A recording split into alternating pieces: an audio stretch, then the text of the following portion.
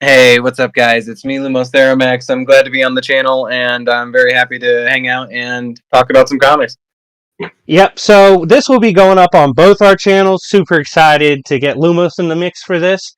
And I guess I'll start it off with my most pressing question, which is Josh, last time we spoke, he said, I don't want to talk to you till you see Blood Beetle, which was valid. I totally get why you said that. So I think my question to start off is when you were designing Blood Beetle, clearly he has a different background than the other scarabs. And if you haven't checked out Josh's new run with Blue Beetle, definitely check it out. The start to Scarab War has been crazy. And I guess my pressing question for you is, what inspired you with Blood Beetle? Like, what was the inspiration behind the design and the character? Yeah, so for the Blood Scarab, we wanted like a really good kind of arch enemy to Jaime, and there've been a lot of great villain stories with Jaime in particular, but none of them really feel like they've stuck. And we wanted to come up with something kind of fresh, but also kind of pay homage to what came before. And so if you read issue 3, I don't know if it's okay to talk spoilers on here or not. Absolutely. That's what we do. Okay. So if you go to issue 3, you see how the Blood Scarab at least hints of how it ties back to the origins of Jaime's Scarab, Khaji-Da.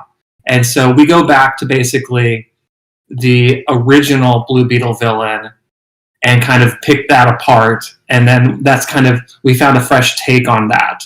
So we wanted a character that was like rooted in like this Blue Beetle legacy because that's so important to the character. But we wanted also someone that just like looked cool and fresh and like has a lot more edge, I guess, than maybe Jaime's design does. Jaime's design is so classic and cool, but it's also like very like it's kind of visually appealing. It's friendly even though it's alien, and we wanted something that kind of went in the opposite direction that felt uniquely kind of twisted or alien or just scary.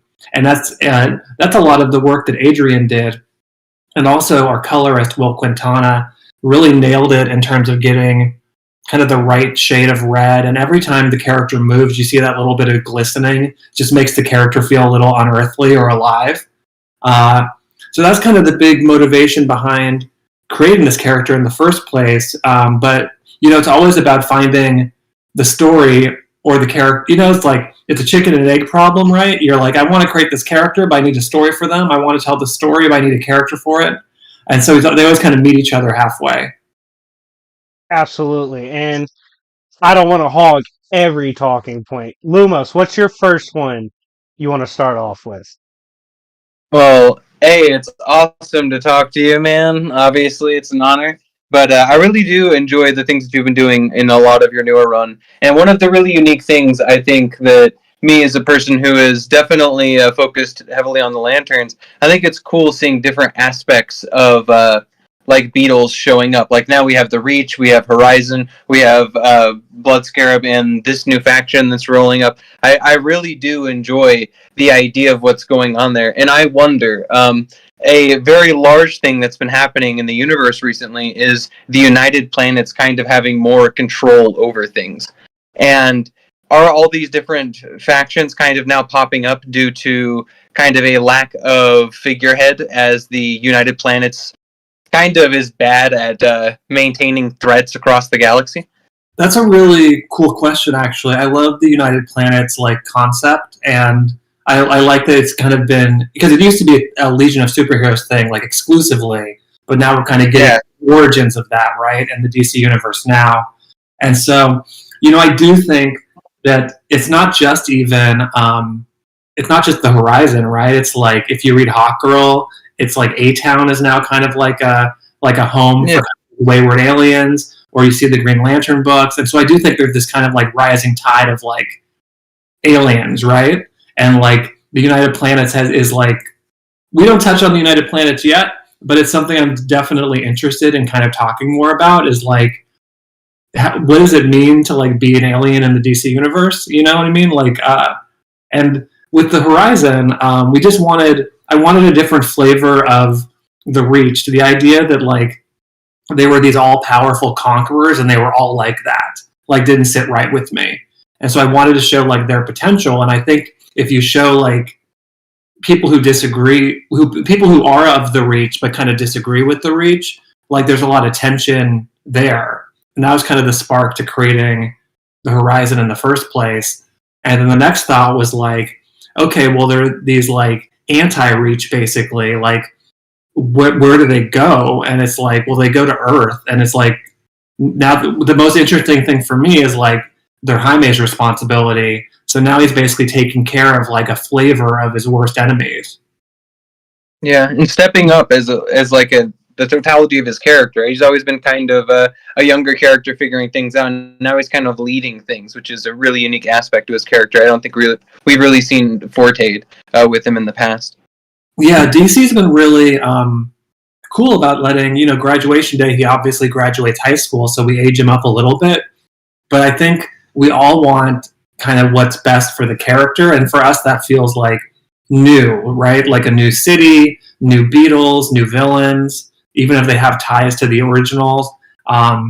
So, like, we want to make it feel fresh, and like we're building stuff right now.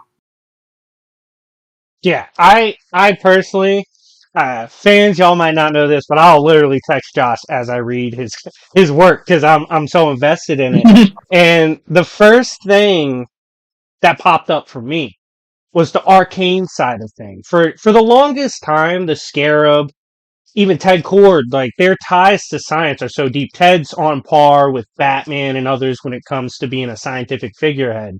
And the reason I bring this up is you're not being shy about how deep the Scarab lore can get in terms of crossing over from science to the arcane.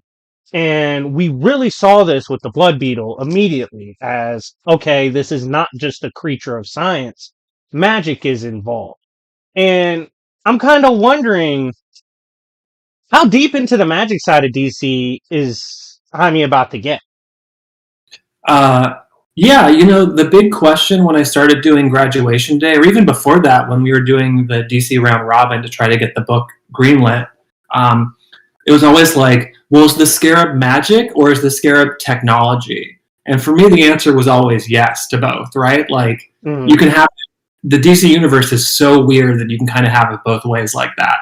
And so we kind of, there are always these questions that I think fans have had for a long time, at least I have, like, why didn't the Scarab work why didn't Dan Garrett, the original Blue Beetle, have all of the Scarab's powers that Jaime does? Why didn't the Scarab work for Ted?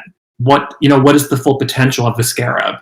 And so these are all questions I kind of, like, had grappled with, and more than a few of them we have answers for.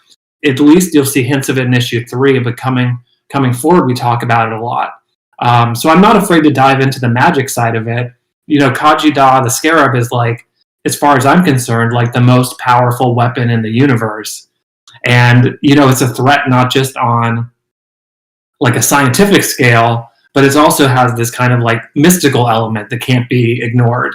If I was just going to go all in on the sci-fi stuff, I don't think it'd be as interesting. I'm not mad at that. I mean, I texted you as soon as I saw Madame Zanadu, as someone who's covered a lot of the DC magic side. And I kind of made a joke about, whenever Madame shows up, nothing goes right. Like, that's just the sign of shit's about to hit the fan. True. But with so many options on the magic side of DC, why Madame? Well, I mean, there's a couple obvious reasons, but what's your draw to Madame as a character and implementing her in the story? Because I loved it. No, I think she's so cool. She's one of those, like, pillars of the magical universe. It's like it's Dr. Fate, and it's like Phantom Stranger, and it's like Madame Xanadu, right? Those are, like, that's like Trinity in my head. And so, like, Jaime's already met the Phantom Stranger. It'd be cool to hang out with him again. I think he's done some Dr. Fate stuff over the years, but, like, he hasn't met Madame Xanadu, and he's looking for answers. And who better to give him those answers than, like, our tarot reader, right? Like, she doesn't answer a question in a straightforward way, right? She'll show you a card that has all this meaning to it that you have to kind of read into it. So there was that, and also, like, I just thought it was visually so compelling we've seen so many cool takes on Madame Xanadu's powers, and I really wanted to give our artist Adrian and Will, the colorist, a real chance to play in that sandbox. Cool thing about Jaime is he's kind of like, I don't want to compare him too closely to Spider-Man, but he's kind of like a Spider-Man. He's like a little bit of like, he's a team-up character, right? He bounces between all these different corners of the DC universe, and like hopefully a lot of our readers don't read other DC books, or this is their only comic they read. And so I want to show them like how cool and weird and wild DC is. And so Madame Xanadu is one of those like all-powerful mystics that I thought would be really cool to have incorporated into the story. Yeah, I mean, it's kind of go ahead. It's kind of nice to see a young hero like Jaime kind of is spreading himself out more equally and diversifying the exact threats and like people he'll come across and work with, utilizing the scarab itself and getting away from the things that you'll definitely find on Earth as a unique nexus of like magic and magic wielding characters. I was actually curious to see, now that the United Planets is obviously more strong and in fold, are we going to see Jaime potentially be more invested in space, or are we going to see things much more invested still on Earth and in Palmera City? So right now we're in Palmera City for Scarab War for sure. Past that, we're going...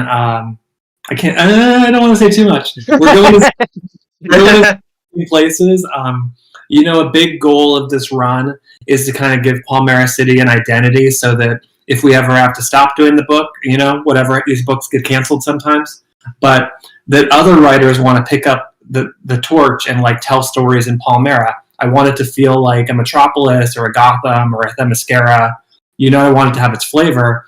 So we spend a lot of time in Palmera City. But I keep having this idea, and I can talk about this, but like, I just want to see the new Beatles in space. Like Jaime's been in space a lot, but like, I love the fish out of water aspect of that, and I think it would be so funny to see them interact with it. And also, Starfire is a big part of the book too. And I was talking years ago, before I was doing Blue Beetle, I got to talk to the voice actress who does Starfire, and I was like, oh, I love Starfire. She's so strong and powerful and kind of ditzy. And she's like, whoa. Starfire's not ditzy. How some people are like street smart? Like Starfire's like space smart. And she just doesn't live in space. She's on Earth right now. And so like that kind of blew my mind thinking about her.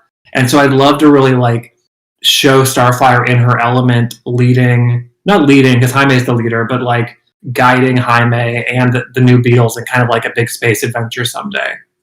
I would agree, and that's why I feel like I was wondering along those lines, simply because I feel like there's such a good chemistry, such a good makeup there, that obviously I want Scarab War to finish because it's been amazing so far, but I feel like that they just have such a good series of elements, all the Scarabs we've introduced so far, as well as like having a Tamaranian in the mix, it just seems like it would lead to awesome things. Yeah, I hope we get a lot of time in space. I hope we get a lot of time in Palmera City, but I'm excited about Scarab War. And then what's next? We've got we have 3 issues out. I'm writing issue 6 right now, and the sky's the limit. Hopefully, I want to ask this because this is one scene I literally messaged you. I was like, Ted, please, God, run. So Ted Kord was confronted by the Blood Beetle first. And as a villain build-up, it's as good as it gets, because Ted literally brings up, like, hey, I don't know you, Random Beetle, but I've fought Doomsday, I've dealt with Maxwell Lord, and the Blood Beetle's just walking through it all. And it led to a very tense moment with Ted where he gets stabbed. And when I was presenting the story, a lot of my older fans, the ones that grew up with Ted, they were upset. They're like, yo, we just got Ted back. Why has he got to get stabbed?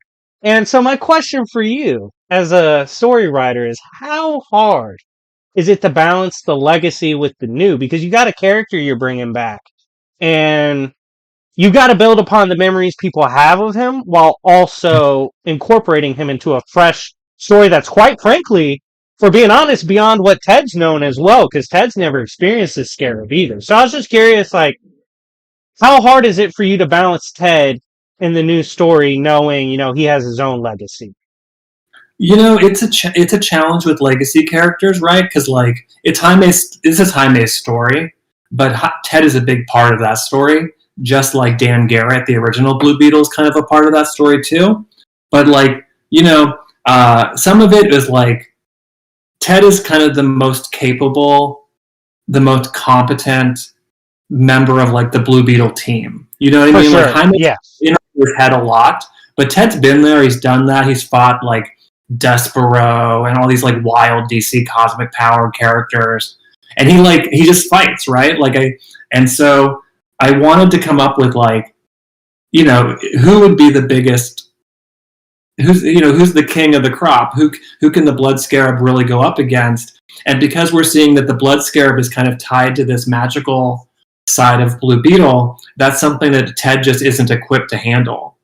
And so it's not that I didn't want to show Ted as being incompetent. He had a few tricks up his sleeve when he fought the Blood Scarab. It just wasn't the right, it's rock, paper, scissors sometimes. But Ted's not out of the book for sure. We're talking about Ted all the time, and he's going to show up in a really unexpected place, I think. So I love Ted Cord, and he's going to get his time.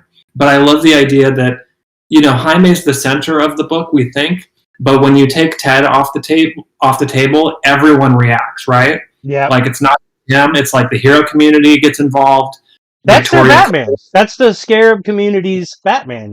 Like Ted is the brains, and I loved the moment with Ted with the Blood Beetle, because if you're gonna build up a big bad, especially for the Blue Beetle saga, what better way than to walk through the Batman of the group? Like if someone was to show up to the Batcave and just walk through everything Batman has while he's explaining what he's dealt with, that's terrifying. And I loved it just because it added, and I guess I'll lead this to another question, because we kind of spoke on this last time, but the moral compass of Jaime, right? He is someone who's trying to be the best hero possible, drawing from the heroes he's growing up around. But at the end of issue 3, he was confronted with the truth. Like, hey, if you love your people as much as you think you do, you might have to kill someone. And I guess my question for you is, currently, what would you say is his go-to as a moral reference? Like, what's his... Because Jaime looks confused right now, because he's truly getting thrown in a shitstorm, so to speak. So, like, what's his anchor, would you say, right now? Well, I think that's kind of some of the question. I think Ted was his anchor in a lot of ways, because he relies so closely on his family, right? Yeah. Like, whether it's his actual family, whether it's Paco or Brenda. And so, like, the idea that something would, like, destabilize that, I think makes him have to second guess this. Because the Blood Scarab is pulling no punches, right?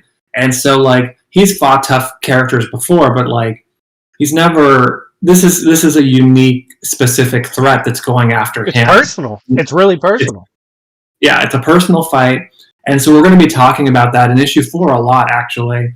Jaime has a really important conversation with the character. I won't say who, but we definitely touch on that. And so, I think, I always say this, but Jaime wishes he were Batman, but he's actually Superman.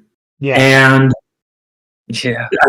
And I think that's the big difference, is like Superman's had this problem before too, and Superman came out better for it, but is Jaime, what's that going to do to Jaime, right? Like, we've seen what happens when Superman like goes too far and has to like live with that guilt.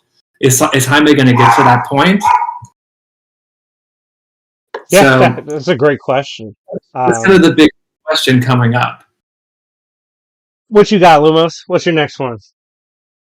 No, it's definitely some really interesting things whenever it comes to DC, and I'm someone who definitely favors the more cosmic side of things whenever it comes to DC, and to see the changes happening on the cosmic level with like the reintroduction of the Reach, clearly we're planning something very large for the events of Scarab War, and there's always been this large scale hint towards this rivalry between like the Reach and the Lanterns in general.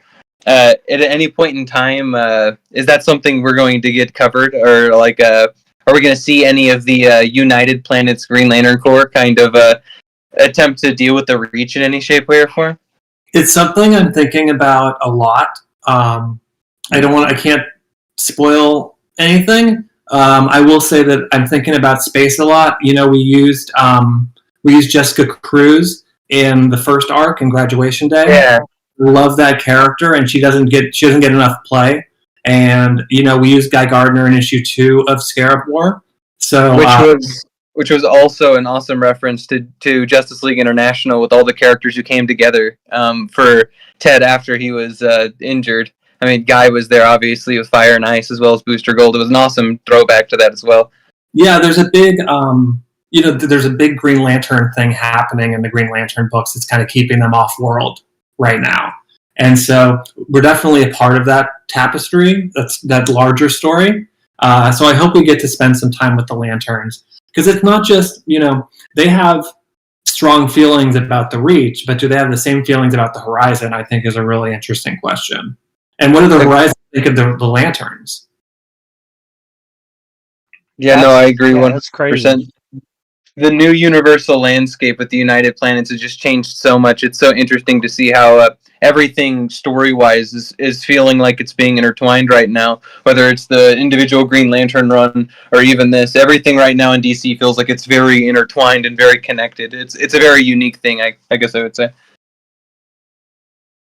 Yeah, I think the Dawn of DC books have had a really good through line with them, and I'm really excited to kind of see where they're building towards, whether it be with the Beast World storyline that's coming up, like just stuff like that. I think is really going to like tie the whole universe closer together in a way that maybe it hasn't been in a minute.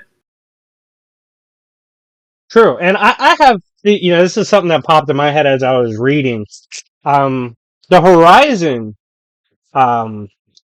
seem fascinated with humanity, right? Like they're on Earth right now. They're trying to find their way, and they literally bring up like, hey, we don't quite know how to process humanity right now, because on one end they're insanely horrific, like they're terrible people, which is valid. DC humans are terrible people, but they're also capable of amazing things.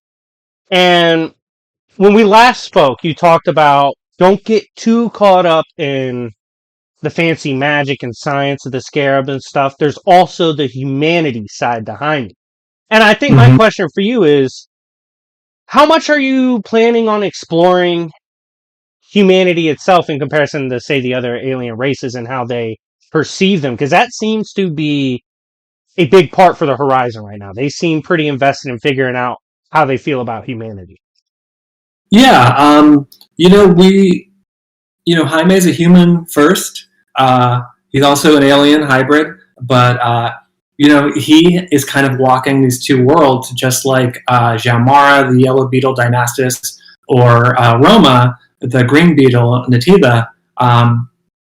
So they kind of have to walk the line between the two worlds that they're a part of now. But we're going to touch on more of humanity, and I think we see kind of polar opposites, kind of like maybe how Jaime and his Tias interact with the Horizon versus maybe like Victoria Cord and how she interacts with the Horizon. And so I think that tension is something we're going to see more of as the series progresses. Yeah, Victoria's taken not crazy, but Victoria has a bad rep, especially among the Scarab community. They don't trust her. For good reason. She's kind of crazy. And I think it's been interesting watching her process what's going on. Because though she may have her own motives, she genuinely seemed upset that Ted was touched. Like someone tried to kill her brother. And how... I know we have our bad right now, which is the Blood Scarab. But how fun has it been for you to work in Victoria as someone we got to keep an eye So Victoria is like the easiest character in the book to write, maybe, because I just have this clear idea of her. It's so funny because she was created for the movie, and they offered the opportunity for me to fold her into the continuity of the book, which I was excited to do because I think it adds a new element to Ted's story that it was kind of missing. He doesn't have a big supporting cast outside of the hero community, and I thought that was cool. And it creates a new, interesting wrinkle in Jaime's story. But she's going through it. I think as much as Jaime was destabilized by what happened to Ted, I think Victoria's been destabilized like that much further. And you can go into your DC wikis or just pull out the old issues. If you see what happened to Ted and Victoria's uncle Jarvis, or Ted and Victoria's dad in Forever Evil #1, you can understand where she's coming from. Actually, there's some trauma there that's kind of uniquely alien and uniquely Blue Beetle that she's still struggling against. So she's a lot of fun to write, and I think her story is only beginning as far as I'm concerned. We know how her story ends in the movie, but we're doing our own thing here. Love it. Awesome shout out to Forever Evil, yeah. Yeah, I was about to say, this man Josh knows his comics, man. What you got next, Lumos? Well, outside of the works you're currently working on, if you could take control and write any property currently, what would you write? I think that's always a really interesting question to ask. This answer changes every day. Who am I excited about these days? I'm doing a Bunker short for the holiday special that comes out. The Christmas special. In November, early December. I love Bunker. I think he deserves his place in the spotlight. Maybe he's not there. Maybe he's not a lead character yet, but I hope to keep puffing him up and getting him to that place where he could, maybe he'll lead a Titans team someday or something. So I love that character. Let's see, who else do I like? I'd love to do a Legion of Superheroes thing. I think I have a pretty good angle on it, but I won't say it. But I love, legacy characters are interesting. That's what DC is known for, and I love playing in that sandbox. So I'd say Legion, JSA, even some of the Bat family would be cool. But I'm Team Blue Beetle right now. If anything, I keep bugging my editor, and I'm like, okay, what if we do a whoever annual? What if we do Yellow Beetle special? And he just focus on the book you're writing. You know what I mean? I mean, you are, to be fair, you're killing the Beetle stuff. So it's I get it. You're kind of doing your thing on that. Yeah, the characters have been really interesting coming out of it. I'm really curious to see how things will settle after Scarab War. Things are definitely going in some weird directions after Scarab War, and I'm really excited because I think we get to start talking about issue 7 in the next month or so because it'll be solicited to comic shops. So I think people will be pleasantly surprised by what the next story is. For me, another question I have is, like I told you last time we were talking, you kind of hinted at our last interview, the Blood Beetle's coming. Let's definitely talk about it next time. Definitely prepared to talk about it. So one of the things that caught my attention was Ted's giving the speech to Blood Beetle as Blood Beetle's walking him down. He says, I've dealt with a lot of crazy shit like Doomsday. You don't scare me. And what I find interesting about the Blood Beetle is that the Blood Scarab is saying it's different from when we faced the other Scarabs in Graduation Day. Because those were humans, and they talk about it in this run, hey, we were filled with thoughts from the Scarabs to just go after you. We just thought you were essentially a terrorist, and we had to take you down in regards to Blue Beetle. And the Blood Beetle keeps speaking on you're not a real Scarab. You're false. You're just playing with shit you don't know about. And then we see Madam talk about, hey, we're dealing with stuff that you really only see coming from the gods. And I guess my question is, do those two things go together? Are we going to actually see gods involved in this run? What's your plans with that? Because there's a lot of hints being dropped. Yeah, we, in issue 3, we reference Ka-Efri. Ka-Efri? I don't know how it's actually pronounced because it's a comic book name. But Ka-Efri was this evil pharaoh that basically he was imprisoned by the power of Kaji Da thousands of years ago. And so he was hidden in a tomb, and he was this evil wizard, basically, evil sorcerer, who was obsessed with gaining power. And there's an old story that references that the wizard Shazam considered making Ka-Efri his champion, but he instead chose Black Adam. So you could imagine how things would have gone in a different direction. Yeah. So this guy was a big deal. And so he died, and they were so afraid of him that they had to use Kaji Da to basically seal him in his tomb so he wouldn't come back from the dead. Well, the problem was Dan Garrett came thousands of years later on an archaeological dig, and he found the scarab, and he accidentally released Ka-Efri. So in that first Dan Garrett story from the 60s, he defeats the pharaoh and seemingly defeats him once and for all. So why is Ka-Efri back? What's going on there is the big question that we're going to touch on in the upcoming issues. Wow, yeah, I guess I didn't catch the reference to Shazam. Character that no one touched on this character in 60 years. So I'm really doing a lot of homework to kind of draw a through line from the Dan Garrett Blue Beetle to Jaime. I'm hoping that I hope you read all the Blue Beetle comics ever made, but if you just read mine, I want you to have a full understanding of everything that came and why Jaime is so important to it. Paying real respect to the legacy of not only his character, but the fact that he is a legacy character and all the four heroes who came before him. I really like that. Yeah, I love the legacy of the Blue Beetles. I love the idea that that Kaji Da has so many secrets hiding in the wings that they're always going to come back and bite whoever's wielding the scarab. And so there's like infinite, we're creating a lot of new things, but I love pulling these like gems from the past and being like, how did no one touch on this for 60 years? There's another really cool character that next time I come on, we have to talk about that will play a role coming forward.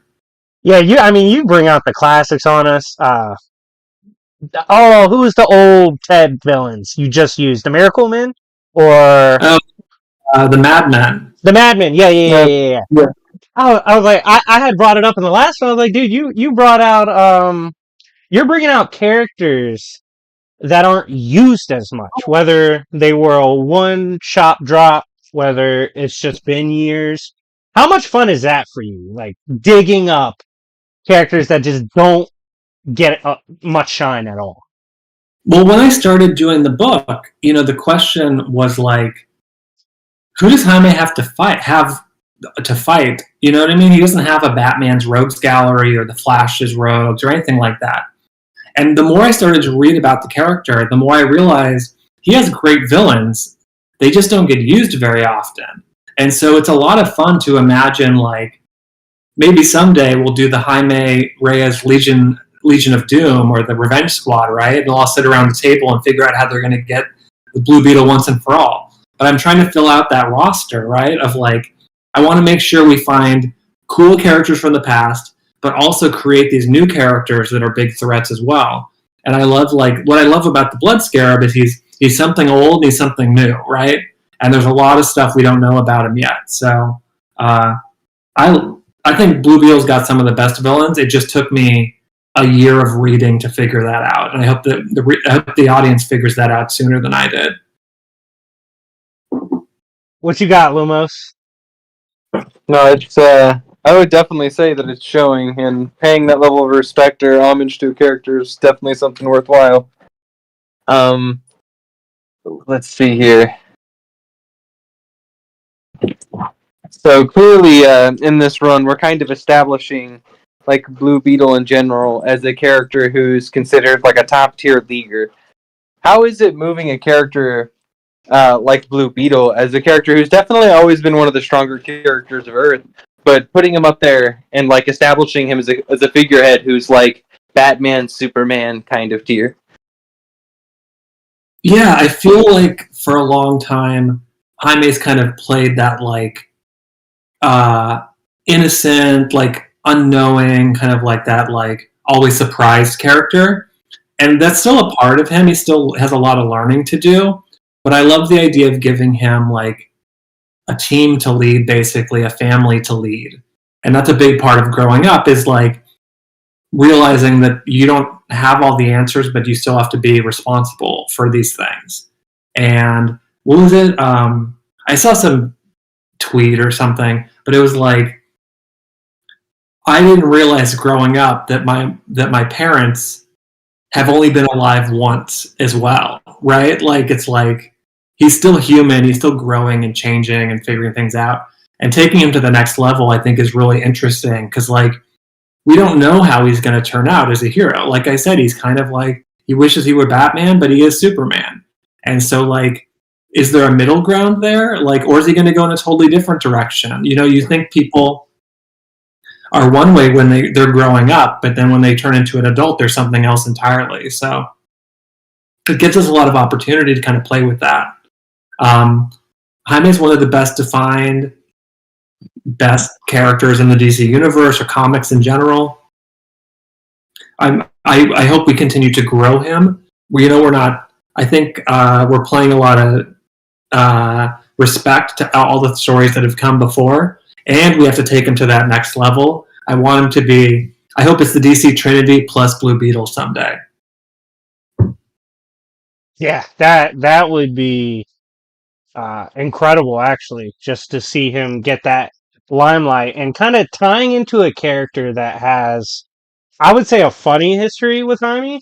So I was talking to Lumos about this before we hopped on, and you had Guy in the picture for a bit in the recent run, just talking about, hey, like they try one of us, they try us all. And that's how Guy's always been wired. Like when it's time to throw down, say what you want about Guy Gardner, he's throwing down. Like he's gonna get busy. And I just want to know, as a Blue Beetle writer, how fun has that been to incorporate someone like Guy? Because when I think of Guy versus Blue Beetle, I literally think of the time he tried to murder Jaime. Just met him immediately and tried to kill him. So it's like, how much fun has that been working in characters like that who have kind of a complicated past with Blue Beetle? Yeah, I hope we did a good job with kind of like showing that history there, especially with like the JLI characters and Ted, because they've all learned to love Jaime. I think they were all super skeptical of him at first, right? Especially Guy. And so I'll touch on that relationship some more someday. But it's a dream. You know, I got into the Blue Beetle Ted Cord before there was a Jaime Reyes Blue Beetle. Mm-hmm. And so Justice International is a big part of my getting into comics. I would go to the old comic shops when I was visiting family, and I'd like buy the old Justice League International collections and things like that. And so like I love those characters and like everything Keith Giffen, Kevin McGuire and DeMatteis did is like these are perfect comics. And so like the idea that I get to write like Fire and Ice or something even for a couple pages is like crazy to me. Yeah. Great runs, by the way. Definitely great runs. Oh, that Fire and Ice book right now is coming out is so good. It feels like a proper sequel to like I Can't Believe It's Not the Justice League or books like that. I mean that I think that's kind of the beauty of a world like DC. You can get lost in a lot of the stories that aren't mainstream. You know, you can find a classic story in places that aren't typically seen as classic areas to pick up. For me, so when you introduced the arcane side, I loved it. All for it. The first thing I think of, I've done a lot of Dr. Fate stuff, and there's a moment in the comics where Naboo himself speaks on the power of the Scarab. He's like, look, I know you guys have this or that of an opinion on Blue Beetle, but you've never run into stuff like the Super Scarab. You've never run into the Scarab at its full power. And I was just curious, like, how much of that are you tapping into, that kind of lore, when building this current arcane landscape with Blue Beetle?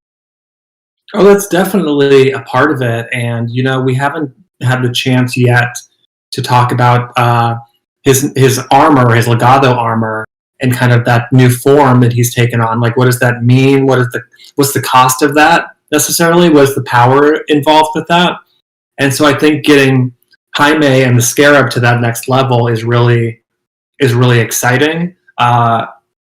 Like I said, he has the biggest, most powerful weapon in the DC universe attached to his spine, and that's a lot of responsibility. And the best part is, like, the whole universe knows it, right? Like, it's not a secret. Everyone in the DC universe realizes what a threat or what a hero Kajida could be, and so there's no shortage of stories to tell about that.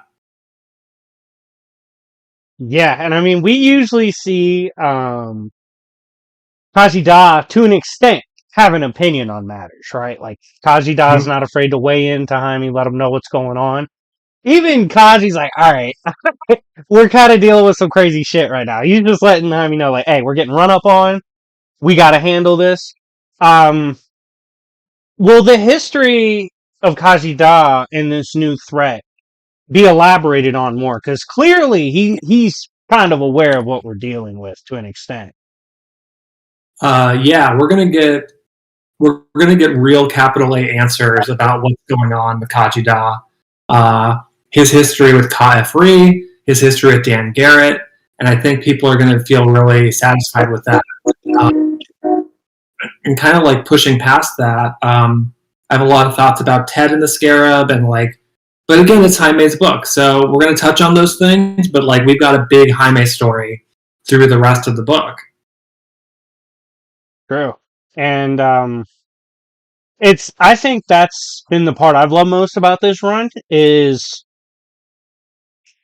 Jaime's dealing with a lot right now, but he's not getting answers. So he kind of has to draw his own opinion. And tying back to a character you love to write about in Feature, Starfire, she seems to be the one really grasping that right now. Like, hey, I'm not here right now to help Jaime through this or help him understand. He's kind of flying in blind. And it sucks for him because he's kind of made a pledge that, one, he feels responsible for the new Scarabs. Because he said, even though they're really powerful, they don't have any experience. They don't really know what they're doing. They're kind of just showing up and trying to do the best they can. And that ignorance he has to deal with right now while trying to be the best hero he can be. How much fun have you had with that? Because it's thrown his character into chaos for me, and I love it. Oh, I think nothing's more fun than watching Jaime not have any answers and figuring it out. So it's like, there's always that twisting of the knife, right? It's like, how can I make this a little bit worse for him? Yeah, it's tough for the boy.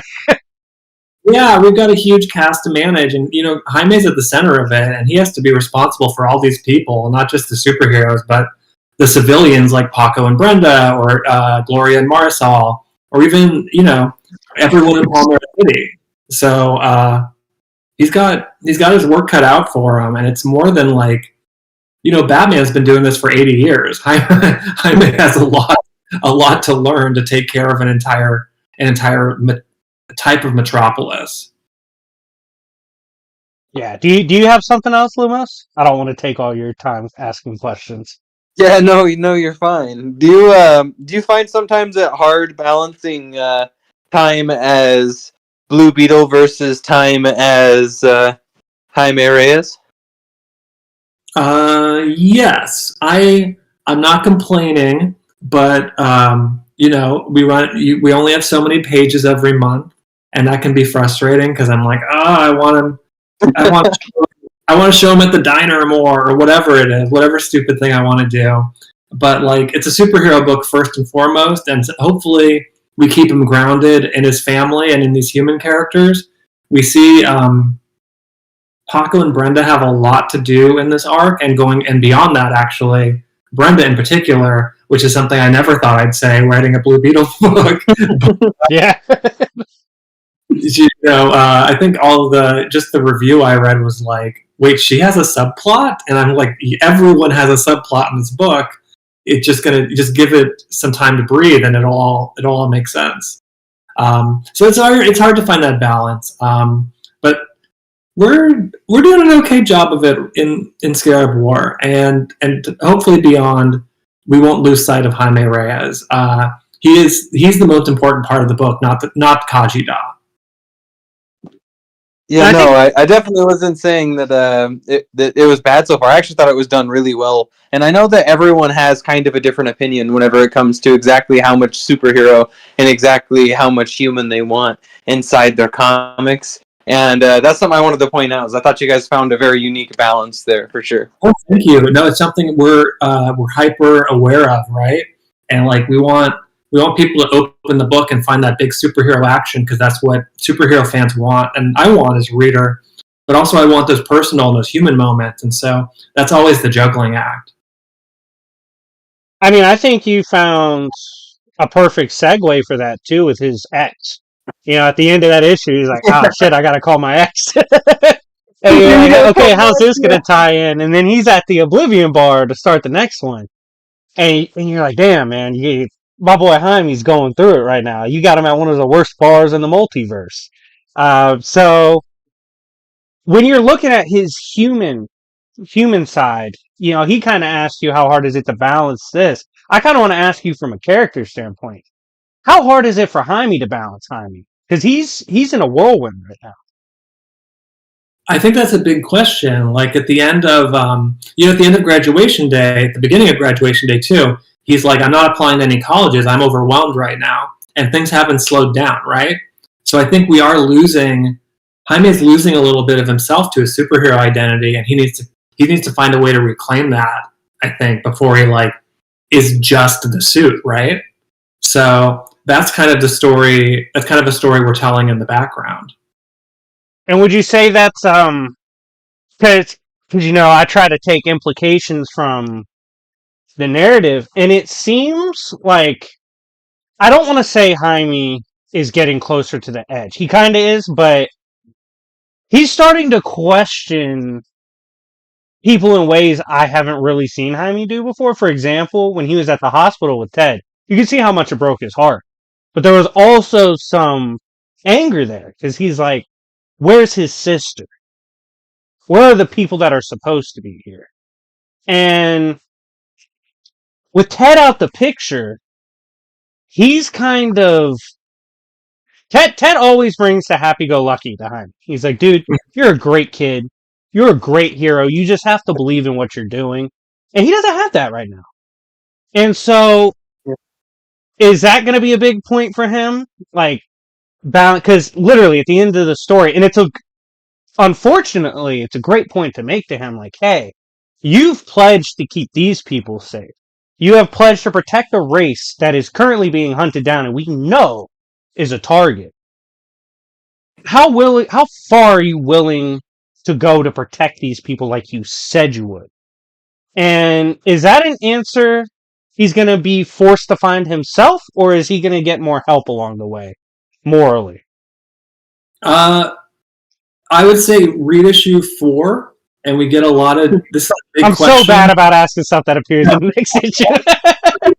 We did this last time too. You're picking up on what I'm dropping, right? And so I love that, because you're always one step ahead of. And then so issue 4, that's the big question for issue 4. It's our quote unquote our date night story, and I think you'll be surprised on what that means for all the characters in the book, not just Jaime.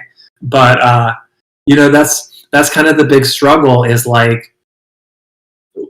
whether he's able to do it or not. He's still pulled into this question of the fact that he's even questioning it all is kind of shocking for the character, I think. Yes, for sure. He's such a sweet kid, and to see him questioning he's got to kill is crazy. Yeah, no one wants to see him go to that dark side, but he's presented with a villain that is all too willing to hunt down everyone that's close to him, right? So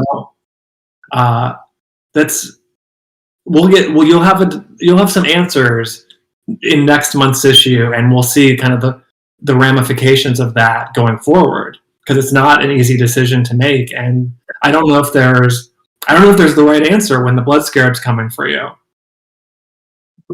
And, tying into my favorite villain currently with the blood scarab, I'm kind of wondering, I've been trying my best to piece together motives for blood scarab, right? You can see some underlying things, but my question for you, because this is kind of how it seems, I think the scariest part about the blood scarab is that the agenda is not clear to anybody. Yes, there's underlying hate towards the other scarabs, but at the same time, when the blood scarab ran into Jaime, he's like, not now. We're not doing this right now. There's a plan in place. So, how personal is it for the blood scarab? Is it just beef with anything scarab related? Is it personal towards Ted, or is it just there's a deeper beef going on that we don't know about? Yeah, you're gonna learn more about that beef pretty soon. But what we've learned so far is that there's big history between Kai-Free and Khaji-Da. And this is a story, this is a matchup thousands of years in the making, and Jaime's in the middle of it. And so that's kind of where we're going with it. And how it affects Jaime is what the story's really about, right? That's kind of the set dressing is the blood scarab versus Blue Beetle. But what does it mean to the blood scarab? And there's still wrinkles to the blood scarab story that we haven't revealed yet. So Kai-Free is one part of the equation, and what do they want is something we're going to be answering pretty soon. And there's just so much time in history for Khaji-Da that we don't know about, that will be so fun to experience and see get kind of dug up, because there's all these different rivals out there just like him, we don't even know about yet. So I'm really curious to see all that come to fruition. Yeah, it's kind of that Hellboy thing, right? It's like, I didn't know that Hellboy was a luchador in the 20s or whatever it was, right? I love me some Hellboy. Yeah. And Khaji-Da's the same way. He's been around for thousands of years, and it's not as simple as you think, and there's always potential to find other ways around it. Even in the New 52 era, there was a lot of new ideas about where Kaji's origins came from. And so my answer is it all counts. But we're definitely forging, like I said, a through line from the original story of Khaji-Da all the way to the present, so that new readers can feel like they're an expert on the subject by the end of it. I love it. And I have a question for you, as someone who I gained a new level of appreciation for Starfire last time we spoke, as well as just through your works. And it's been really cool seeing her, I don't want to say mature in this run, but she is someone with status, especially to the aliens. They directly speak on it, hey, the princess, she's legit. She even opened us up to some things we didn't know before with her powers. And I know you have you've met the voice actor before and all that. I'm just curious, as someone who hasn't been able to see, I think I speak for a lot of readers. We kind of all grew up with Starfire in one way or another, whether watching a show or reading in the comics. But how fun is it to take a character like that with a prior perception and to put her on, I'm not going to say Wonder Woman level, but she has that kind of respect from in the cosmos in terms of someone who can get the job done. How much fun has that been working with her? Oh, it's been so much fun. I remember the big question when I was starting to do Graduation Day, because she was in the promo art, was why Starfire? And I think once the third issue happened, which was her issue, everyone's like, oh, I get it. It makes sense. She's a great role model for Jaime, and she's a great teacher for him. And so it's been a lot of fun. I like what they're doing with her in the Titans book right now, but it's also so cool, I think, for DC to let me throw her against a whole different batch of heroes and really see what she's made of. I love this history we're building with the Tamaranians and the Horizon and the Reach.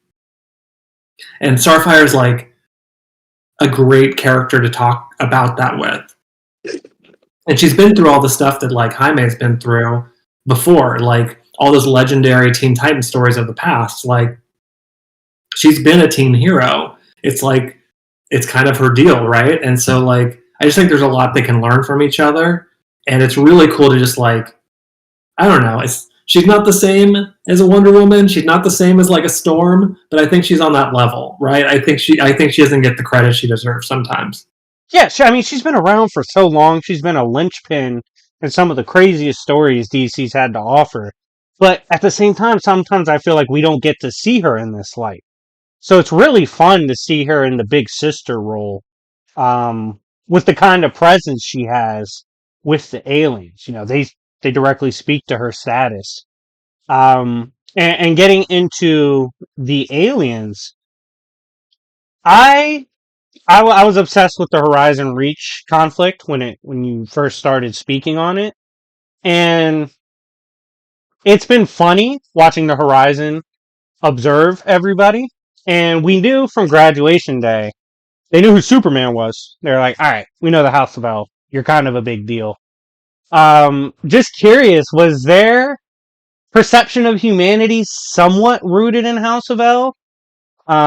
Is that why they've been so? Because I'm not gonna lie, you can only shoot at me so many times before I shoot back. Like they're really trying to be chill on Earth.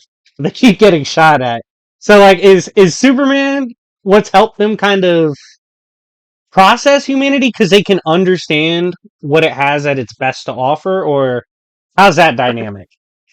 Yeah, I think there's that element of that, right? It's like, well, if Superman thinks humans are cool, I guess humans are pretty cool, right? Like, Yeah, I guess that's what it is. they respect Val, they respect tamarind and coriander, and they see that Earth has the potential to be a welcoming home for all these different aliens and these refugee aliens in particular.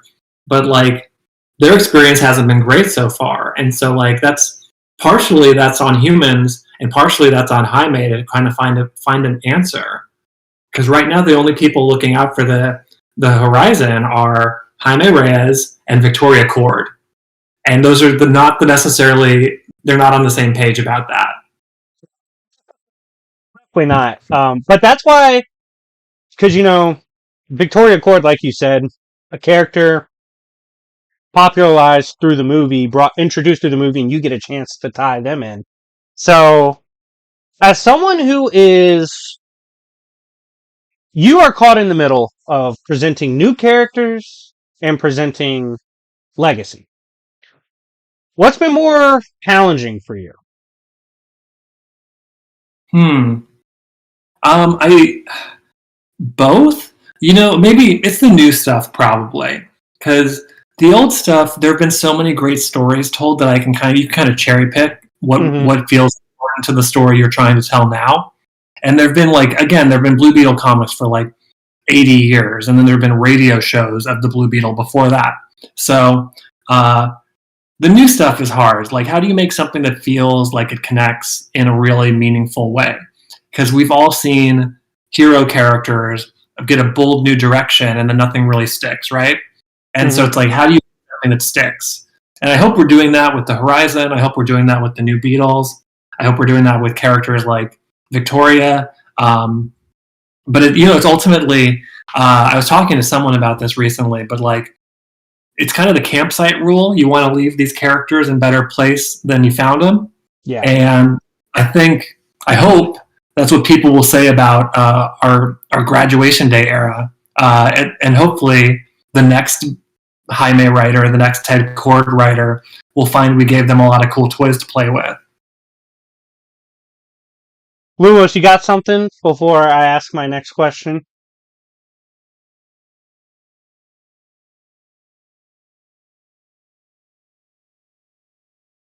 Yeah, you're definitely leaving an interesting legacy whenever it comes to everything you've touched up upon so far. And I don't know the exact goal of where things are going with Scarab War, but I have a general idea, and I'm really looking forward to seeing it concluding. One thing that I do hope does happen for Blue Beetle is the fact that a lot of these characters stick around, whether they're enemies, frenemies, or just flat out enemies. Having a large, diverse group of people, all with similar power sets, but maybe different ideals or slight variations to it, I think is always something that hits very well. Yeah, thank you. I love these characters. I would write them for 1,000 issues if they let me. But I just really appreciate like everyone's been so supportive of the book and new characters and the old characters, and I just think I don't know. It's a gift for. I mean, I thank you to everyone, you guys, everyone who's been supporting us. Adrian Gutierrez, Will Quintana, Lucas Catoni, our editor Andrew Marino, and we're just Team Beetle right now. We're just trying to do the best we can by the character because it's a gift to get to play in the sandbox with not just Jaime and his friends, but like the whole DC universe is a character in our book. Yeah, and I gotta ask because I actually loved their chemistry on page, so to speak. But his ex, she was clutch. Like we're cooked if we don't have his ex show up in the last couple of issues. How much more do we get to see of her? Because I love her character. No spoilers. I love Tracy 13. She was the character that was requested most by fans when I would do those little like late night Twitter like I had a glass of wine. You ask me your Twitter questions, and everyone's like, "When's Tracy 13? When's Tracy 13?" And I knew for a long time what I wanted to do, but I didn't know if we'd get. We were only supposed to be a miniseries, so this is a huge gift to get to write that character who's so important to Jaime's life. I like them as exes, but the door's never closed, right? So there's more story to tell with Jaime. Man, if a girl saves me from Blood Beetle, door is definitely not closed. But I'm just saying, like, I found it so awesome because the last time we spoke, you said it's easy to get swept up in the Blue Beetle life, but don't forget where Jaime comes from and who's in his life.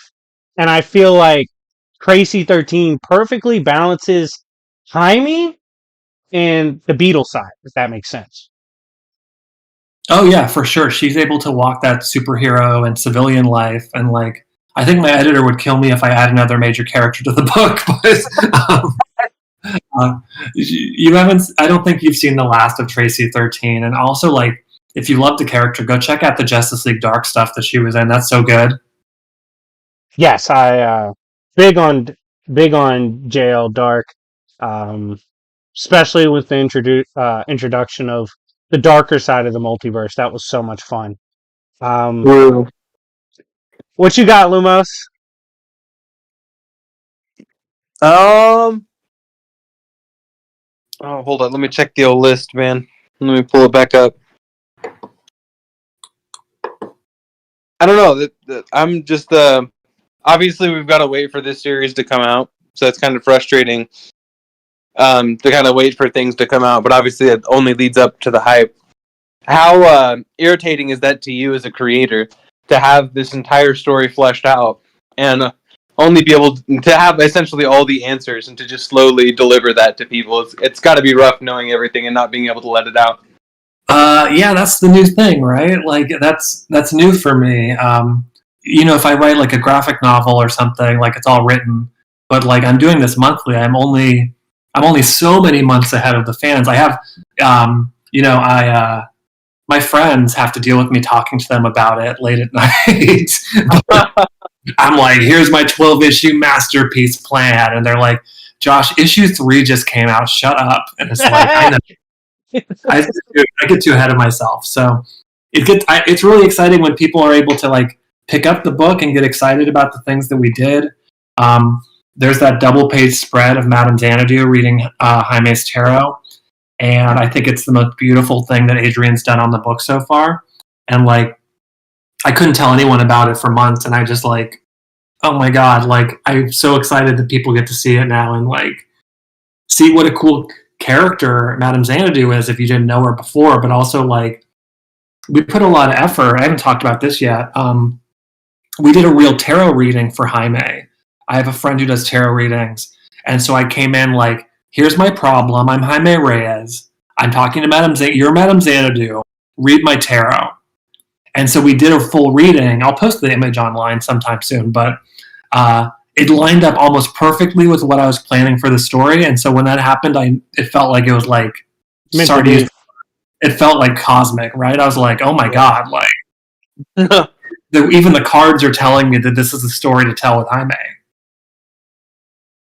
That's actually pretty dope. That's like a really cool lore drop right there.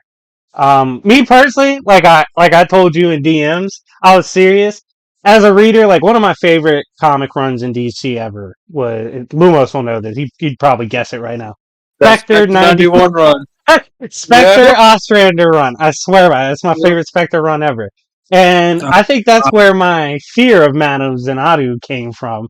Because anytime she shows up, it's like Constantine showing up on your doorstep. You just don't want them there. Because they might give you answers, but it's also going to be some crazy shit you probably don't want to get into. And did you have that in mind when adding her? Because she has the rep of she's going to tell you the truth, whether it means she's going to tell you die in a week or Earth is getting invaded. You know, that's up to her cards. But was that one of the things with Madam that you were thinking about? Like, hey, this is someone like, if you know anything about the DC Magic side, this is an agent of chaos. Oh, for sure. And, she says something to Jaime in that double-page spread that kind of really sticks in his mind. He's going to be thinking about it for the rest of the Scarab War. Was it he falls too if they fall or something like that? That's stuck to me. I was like, oh, man. He's fated to essentially lose himself to the Scarab, and it's looking pretty wild. Yeah, only you alone can stop him, but you alone will fall. God damn it, Madam. You always gotta say stuff like that. She'd be stressing me out, man. Anytime she touches the book of a character I like, I'm like, oh God. We might not get out of here. No, it's so good doing it. So, is there, I know you said, you're trying to limit characters, trying not to introduce too much into the pot, so to speak. But, given you opened the door to the magic side of things, are we going to keep going down that route naturally? Keep reading Scarab War. There's a lot of stuff for there. But one thing about the Blue Beetle book is we change gears a lot. We bounce around the DC universe. So this week might be magic. Next week might be everyone's a gorilla. You know what I mean? So yeah. We'll see where the cards land, I guess. But I love the magic side of the DC universe, and I don't think Jaime is out of place on like a Justice League Dark Team or or Shadow Pact or something. So I'd love to see that explored more. If not in the Blue Beetle book, maybe somewhere else. Gotcha. I got one more in the tank for you, so I'm gonna see if Lumos has anything before I ask it. No, you ask yours, and then I'll follow up. I'm grabbing something real quick. All right, so for me, when issue 3 dropped, I had told you, like, this is probably my favorite cover from all your Beetle runs so far, and it's just a perfect tie-in to both the teenage life of Jaime, growing up in arcades, growing up with games, and then also just a pop culture reference. And so I was kind of wondering, how much do you like to reference like pop culture? Like, for example, whenever I present your work, first comment I got about Blood Beetle is like, dude, this is the most badass Power Ranger looking character ever. And I was wondering, like, do you take any inspiration from stuff like that, like the pop culture stuff, or do you just drop the references? How's that work? Yeah, so a lot of the designs are Adrian's alone. I give some direction on that, but he's a huge Kamen Rider fan. You can see that kind of manga influence. That was a comment I got. Kamen Rider. Like, this looks like Kamen Rider. I was like, I haven't read that, so I don't know if you're right. I've never read Kamen Rider. Yeah. People always like, oh, it's just like Kamen Rider, and I'm like, maybe, I don't know, but.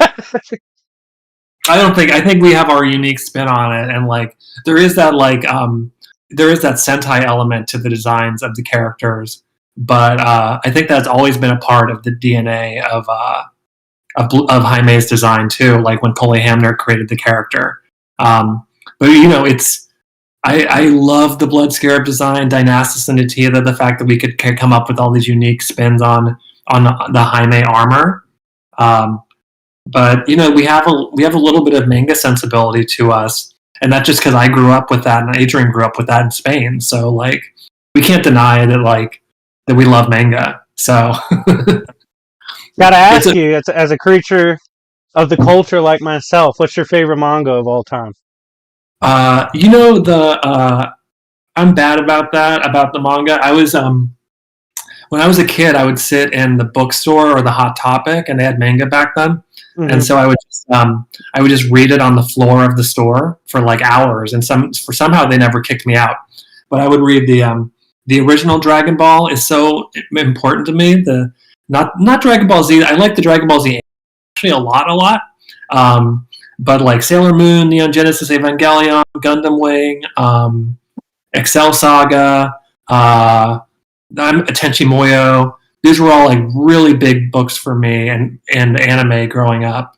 And like I learned a lot about storytelling from them as much as I learned from like superhero books. Yeah, I like for me, Yu Yu's up there, Yu Yu Hakusho. I was someone that kind of I got into manga later, like I was in comics before that. But I can see some of the elements because a lot of times you see comics, manga compared in the sense of, okay, comics sometimes struggle with storytelling because it's ongoing or it's something that gets passed on. And is that something you kind of, you keep speaking to, I want my readers to feel comfortable within the story on what they know.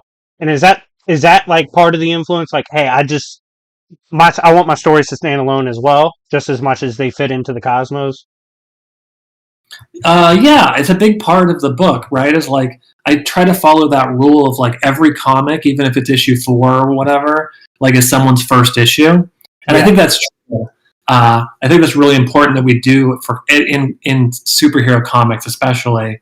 But I wanna. It's all the things. We're really lucky that like we don't get tied up with like I always make this joke, but like if Sinestro gets a new belt buckle, we don't have to talk about it in Blue Beetle. Like we're going to separate. We're going to separate from a lot of that stuff because we're in Palmyra City, and so it's like it's kind of a relief in some way. But the stuff that we're doing hopefully has like major ramifications for the rest of the universe because like. If you forget about the reach, if you forget about Kaji Da, like it's only going to come back and bite you eventually. Yeah, I can see that. I can see that for sure. Lumos, you got anything? You got the follow up or? Yeah, I got the final one over here. So clearly, you've referenced quite a bit of manga material as something that heavily inspires you. I'm curious to hear your insights as to some more like authors who you thought were genuinely inspirational to you whenever it comes to comics. Oh, that's let's see. So big ones, obviously like Keith Giffen, John Rogers, J.M. DeMatteis. Oh man, of culture! I see. Keep going. Yeah, I love these answers. Who else we got here? Mark Waid, of course. A lot of my like deep dives. I'm like, if Mark Waid can go that deep, I can go a little bit less. I can go more shallow than that. You know what I mean? But like, if he's willing to pull out these artifacts from the DC lore, like I'm so excited to get to do it too. On the Marvel side, like I like all the Claremont X-Men, pretty much. Oh my God, we're best friends, Josh. Oh my God. So when I got hurt in basketball, I couldn't walk for like 10, 11 months, and I had already kind of told you about my comic guy, Tony, but the first real run he gave me was all the omnibuses from 80s, 90s Claremont work for the X-Men. Oh, good. Heaven. Like heaven. If you would have told me I would be a Banshee fan before I read that, I would have called you crazy. But, God, he made every character... I felt like Claremont really brought forth making every character matter. Even if, no matter how big the roster is, everyone matters. You kind of see that, and you're right. I could definitely see the influence there, too, with your work. Like, you make every character matter. I love a giant cast. Everyone gets something to do. Everyone has a part to play in the big story. I hope we get that right. It's always a dance, right? But that was always important to me, and I love Justice League International, another book with a huge cast. But they made it work, and I think that's exciting. Is like to see all these different characters bounce off of each other, and as a writer, it makes the stories a little bit easier to tell, honestly, because there's always that tension between two characters you can play off of. And so, like, some of my friends have said, like, oh, it's like Blue Beetle's like college age Spider-Man, and I'm like, yeah, like probably, like those were like some of the best comics ever made 50 years ago. So I thank you for the compliment. Yeah, I don't know if I see Spider-Man as much, just because to me, Jaime deals with bigger things typically. Peter's Like a hero, so there's that. yeah, that man's got a super weapon attached to his back. So he's kind of just dealing with different things. For me, he's like a non-drunk Iron Man, a little more magical. Doesn't have as many personal issues, and he's a way nicer guy. But I guess I could kind of see the Spider-Man comparison. I don't know. Like Jaime, I think you've done a good job of making him his own character. I really do. Considering what he's going through, the fact that we know what he's about, but at the same time, he's so young and he's so impressionable. And he looks up to, and you've talked about the Batman Superman dichotomy. He looks up to characters that are, quite frankly, just a lot different from each other, despite being heroes nonetheless. They have different mentalities, different approaches. You got Superman, the symbol of hope, and Batman, the one who's always going to try to win, no matter what. It's completely two different forces driving his moral compass. So I think seeing Jaime grow into that, into this chaotic world where he's capable of anything, but he doesn't want to do everything. You know, he kind of wants to. Jaime wants to chill. Unfortunately, he can't because he's under attack. But he's like he does capture that teenage side, but at the same time, you know, he's kind of like, I don't know if you ever read Kid Nova. He kind of more so aligns to me to like a Sam Alexander, someone forced into the cosmic landscape who has to learn on the fly, with something, quite frankly, too powerful for him to probably handle. Yeah, I know we don't do Marvel DC crossovers, but those are two characters I think have a lot in common. It'd be really interesting to see them kind of bounce off each other. Yeah, that won't get any argument out of me. That'd be amazing. But yeah, I agree. I think we've taken up plenty of your time. You gave yet again another amazing interview. I could talk about Blue Beetle all day. I'm excited to have you back once we get further into Scarab War, because I have a bad habit of asking about 4 to 5 questions that pop up in the next issue. So we'll probably circle back once more drops. But you got any last messages for us Blue Beetle fans? No, thank you for supporting the book, guys. Really let your comic shops know that you care about the book. That's the only way they know sometimes. But also, like, yeah, just keep reading and let me know what you like. Let me know what you don't like. Be nice. But issue, I'm so excited for issue 4. We're doing something a little different. I think people are going to dig it. Then 5 and 6 are the conclusion to our Scarab War storyline. And I think 7, it's probably too early to talk about it, but I think 7 is going to be the most important issue of the entire run. So we'll definitely talk after Scarab War before then. Yeah, and you know me, I'm going to hit you up if I like something in the run. If I want to know something, I always love doing that. And I just want to thank you for giving me and Lumos your time today. I had a blast doing this. And I wanted to let you know before we go that I do have a gift in the works for you. Unfortunately, I don't control how it's made, but you had recently put out, you wanted some Blue Beetle music. I have a custom theme song being made for you. So definitely looking forward to getting that to you. The fans helped contribute to a Spotify playlist we put together. It's really good, actually. It's helped me work. So, I'll have to send that to you guys if you haven't seen it already. Yeah, I have. I took it from your Twitter for sure. I loved it, but I'm definitely want to get you that custom theme song. I think that would be pretty cool. But yeah, man, thank you so much for coming on. We're big fans. Everybody at home, all of you, go get the new Blue Beetle books. They're amazing. I'm covering it on my channel as well. So definitely looking forward to our next convo. And as always, I really appreciate you. No, thank you guys. Looking forward to talking more in the future. All right, go Blue Beetle. We're signing out.